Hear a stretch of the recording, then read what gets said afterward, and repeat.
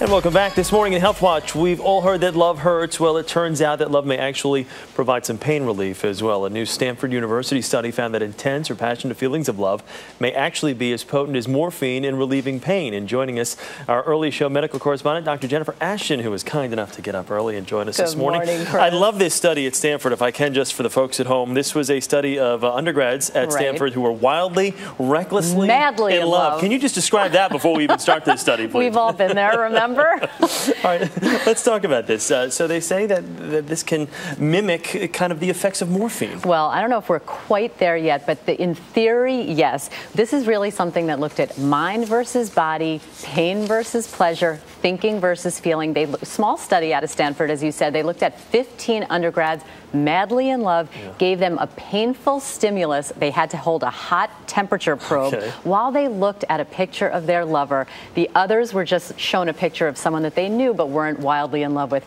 Guess what they found, Chris? Those who looked at their lover really did not feel the same pain. They had a 45% reduction in their perception of moderate pain and a 12% reduction in their feeling of severe pain. Wow. So I guess the picture of the person they were not that fond of was like, yeah, that hurt. Well, I was barely touching you. Would you relax, That's please? right, exactly. So theoretically, I mean, what are we looking at here? I mean, what's the theory behind all this? Well, they're not really sure, but it involves a chemical made in the brain known as dopamine, and areas in the brain called the reward or pleasure centers. One of them is called the nucleus accumbens, and they're really stimulated as you experience feelings of love, much the same as they are with gambling or even exercise, Chris. So this is an area that could in the future be targeted by certain medications for people who have chronic pain. And I mean, is that how it helps you and I? I mean, it sounds like, I guess it sounds like kind of a fun study if you're one of those undergraduates that was lining up around, around the campus dorm to get in on this study. But how does it help? Well, again, in theory, this is something that could be targeted for more areas of research because we know that people who live with chronic pain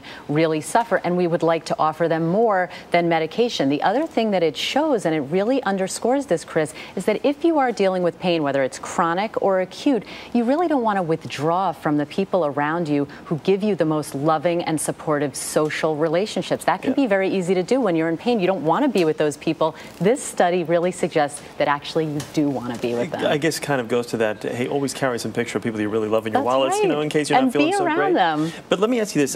I guess the flip side of that, if you don't have that real...